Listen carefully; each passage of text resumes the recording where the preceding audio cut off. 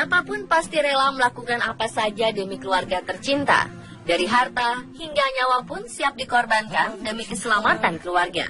Seperti di India, seorang bapak bernama Ramesh Bhai berencana menjual ginjalnya demi mengobati ketiga anaknya yang mengalami obesitas. Menurutnya, tidak ada yang lebih penting dari kesehatan anak-anaknya. Selain Ramesh Bhai, malam ini kami merangkum 7 pengorbanan keluarga paling mengharukan versi On The Spot. You know it can get hard sometimes. It is the only thing that makes us feel alive. Even now, I can smell your clothes, freshly from the wash. Rela mempertaruhkan nyawa demi sang adik. Inilah yang dilakukan Jordan Rice. Bocah berusia 13 tahun ini sedang bersama Donna ibunya dan Blake sang adik dalam perjalanan menuju Toowoomba, negara bagian Queensland, Australia dengan mengendarai sebuah mobil. Mobil mereka mendadak mogok ketika melalui genangan banjir di persimpangan jalan. Khawatir banjir akan semakin parah, Donna menelpon sambungan darurat untuk meminta bantuan evakuasi. Operator kemudian memerintahkan Donna untuk tetap berada di mobil, menunggu hingga bantuan datang. Namun aliran banjir semakin deras dan meninggi, memaksa mereka menyelamatkan diri ke atap mobil karena air sudah hampir merendam seluruh mobil. Saat itulah seorang warga bernama Warren McErlin mempertaruhkan nyawanya untuk menyelamatkan keluarga Rice. Dia mengikatkan dirinya dengan tali yang tersambung ke sebuah tiang dan berjalan menyusuri banjir. Ketika sampai di mobil, Jordan meminta McErlin untuk membawa adiknya terlebih dahulu, kemudian ibunya, dan ia diselamatkan terakhir. Naas, ketika McErlin membawa Blake ke tepian, banjir setinggi 8 meter menerjang dan menghanyutkan mobil tersebut. Jordan bersama ibunya hilang terbawa arus. Pasca kejadian ini, banyak yang menyebutkan Jordan sebagai pahlawan karena berani melawan rasa takutnya pada air dengan mengutamakan nyawa adik dan ibunya.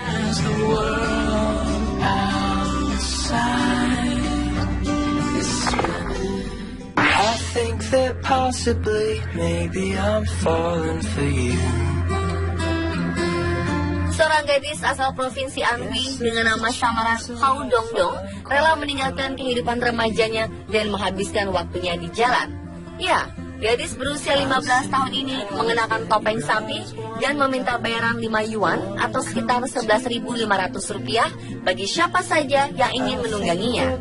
Hal itu ia lakukan demi mengumpulkan dana untuk membayar biaya pengobatan si bapak yang menderita penyakit langka tulang belakang. Selama pengalamannya berusaha ini, banyak yang mengira Hao Dongdong berbohong atas penyakit bapaknya. Tetapi karena tekadnya yang kuat, ia masih dapat mengumpulkan lebih dari 400 yuan atau sekitar 925.000 setiap malam. Si bapak Sin Lee pun selalu berdoa agar dirinya cepat sembuh dan tidak menjadi beban anaknya.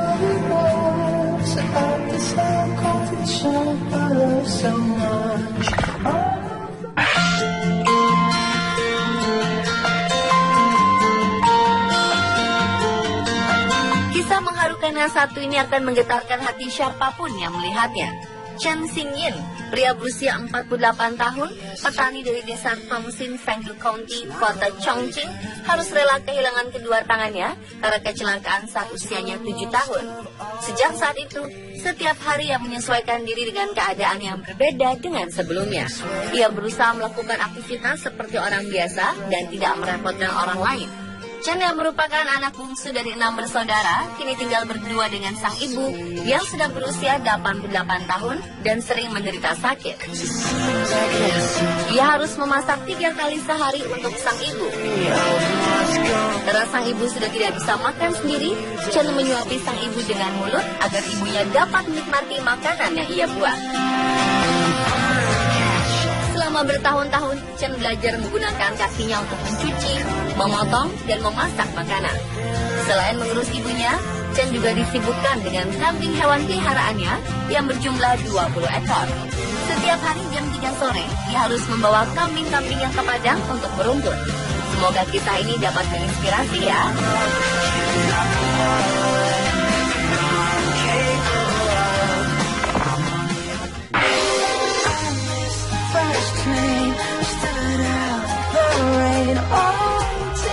Kisah mengharukan berikutnya datang dari Guizhou, Cina.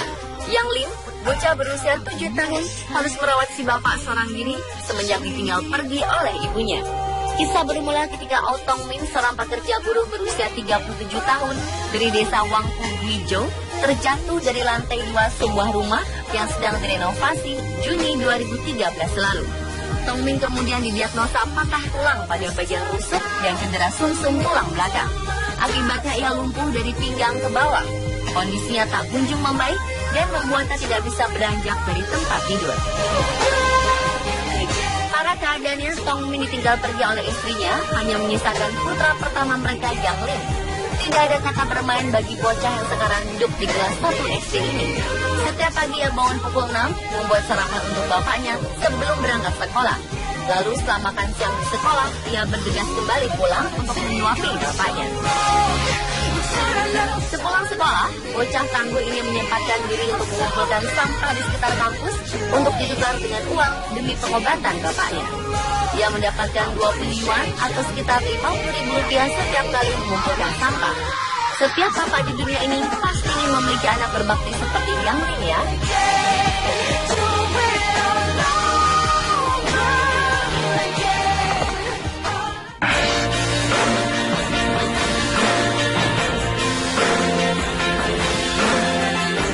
Su Wenwu, seorang pria asal Changchun, Provinsi Jilin, Tiongkok, telah mendonorkan darahnya 147 kali selama 10 tahun untuk sang istri yang menderita anemia dan miastenia. Akibat penyakitnya, dokter mengatakan istri Su Wenwu perlu melakukan transfusi darah secara rutin. Namun karena tidak memiliki biaya, Su mencari informasi kebijakan donasi darah di Tiongkok tentang kemungkinan seorang pasangan boleh mendonorkan darah secara gratis. Dan mungkin karena cinta dan jodoh, pasangan suami istri ini memiliki golongan darah yang sama. Dan sejak saat itu, Su mendonorkan darah untuk istrinya, Wang Xiaoying. Tak lama kemudian istrinya didiagnosa terkena miastenia gravis dan tidak lagi dapat mengurus Su. Su pun memutuskan berhenti bekerja sebagai tukang listrik dan mendedikasikan hidupnya mengurus istri tercintanya. Hebatnya lagi, kini Wang tidak lagi memerlukan transfusi darah secara rutin. Su tetap mendonorkan darahnya kepada siapa saja yang memerlukan.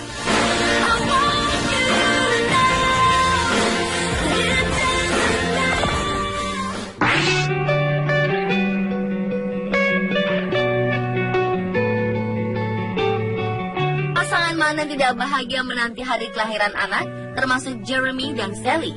Sayangnya, pasangan yang menantikan anak kedua ini harus menerima kenyataan ketika Sally masuk rumah sakit karena C-section dan diminta segera dioperasi. Rylan, bayi perempuan mereka berhasil dilahirkan dengan selamat, namun gumpalan darah yang pecah selama operasi membuat Sally mengalami koma. Teman-teman dan keluarga Sally selalu berdoa meminta agar Sally dapat sadar dari koma. Berbagai upaya selalu dicoba, hingga salah satu perawat mengatakan bahwa sentuhan kulit ke kulit antara ibu dan bayi akan sangat bermanfaat. Jeremy kemudian meletakkan Rylan di atas tubuh Sally. Awalnya Rylan tidur dengan nyenyak sebelum akhirnya menangis. Dari tangisan ini, keajaiban terjadi. Organ-organ vital Sally mulai merespon dan kondisi tubuhnya membaik dengan cepat. Beberapa hari kemudian ia terbangun dari koma. Jeremy, Sally, dan Rylan diizinkan pulang dari rumah sakit dan dapat berkumpul menjadi sebuah keluarga lengkap dan bahagia.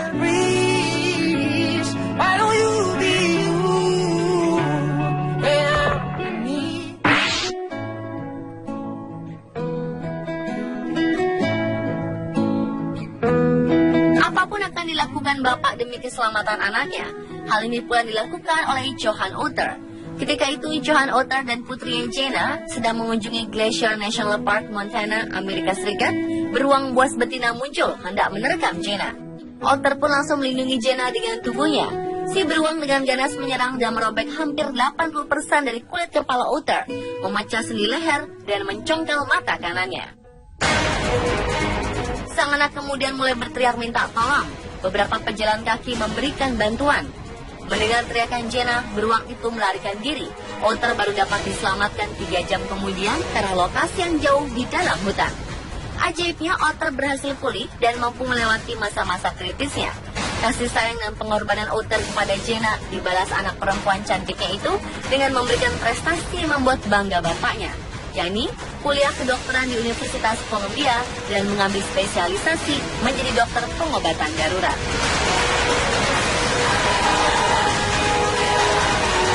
Dan pemirsa adalah 7 pengorbanan keluarga paling mengharukan